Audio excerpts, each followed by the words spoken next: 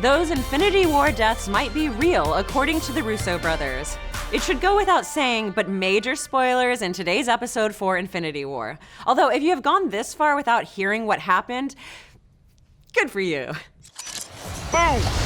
It's been almost 2 months since Avengers Infinity War came out, and most of us are still reeling from that heartbreaker of a finale. Dozens of our favorite heroes dusted out of existence with one snap of Thanos' fingers. Only a monster could have walked out of the theater without wiping a few tears from their eyes. But apparently there's a bunch of monsters going to see Marvel movies because ever since the film came out, some people have been claiming that the ending didn't hit them anywhere close to the feels. According to them, the ending isn't going to stick.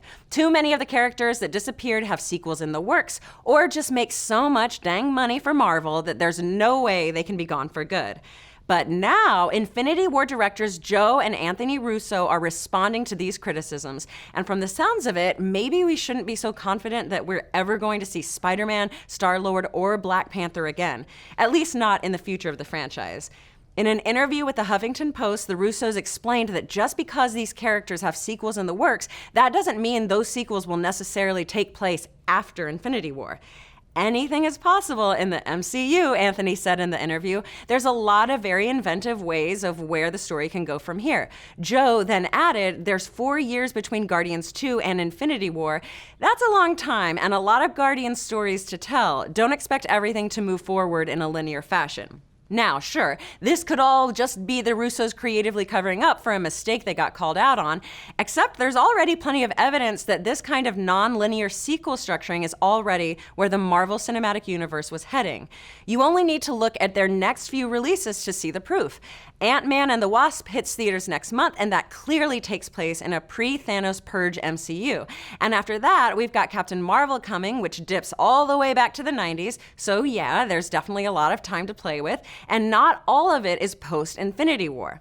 That being said, we have good reason to believe that, at the very least, Peter Parker and T'Challa will be back on screen since Homecoming 2 has been confirmed to take place mere minutes after Avengers 4 ends, and Black Panther made more money than Disney could count. We also know Guardians 3 is in the works, and while it could take place in the 4 years between Volume 2 and Infinity War, it's also possible it could take place after Avengers 4 to somehow redeem Star-Lord's, rash decision-making while fighting Thanos. But as for everyone else, we're not so sure. Gamora seems unlikely to return to normal flesh and blood life since her death was necessary for Thanos to get that Soul Stone, but the Russo brothers previously confirmed that Gamora is in fact still alive in some sense within the Soul Stone. So odds are good that Gamora will continue to show up in the MCU as a soul trapped in the Soul Stone, or possibly even as some type of mystic guardian like Red Skull in Infinity War.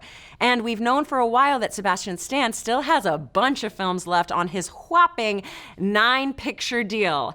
Lots of folks, including Stan himself, thought that we'd see Bucky take up Cap's shield when Steve finally retires or dies. But how can Bucky become the next Captain America if he's all dusty? Well, he can't, that's how. While it's possible he could show up in flashbacks, we're still pretty sure he's going to take over the mantle of Captain America at some point. As for the other characters who we saw dusted, Scarlet Witch, Falcon, Nick Fury, Maria Hill, etc., they all could be permadeaths, since there's no clear sign that any of them are slated to be key players in upcoming films. And then there's Loki, Heimdall, and Vision, who all died before the snap heard round the galaxy. We still think those pre-dusting deaths could be permanent. So, with such a big list of heroes who could stay dusty boys, who will fill out the rest of the MCU in Phase 4? Well, if Feige gets his wish, it could be the X-Men. The MCU head recently told The Wrap that he's just waiting for a phone call to say yay or nay, but obviously it would be nice to have access to that entire library. And if the Fox Disney acquisition does go through, that also would mean the Fantastic Four wouldn't be too far behind the X-Men in joining the MCU. But what do you think? Are all of these characters gone for good?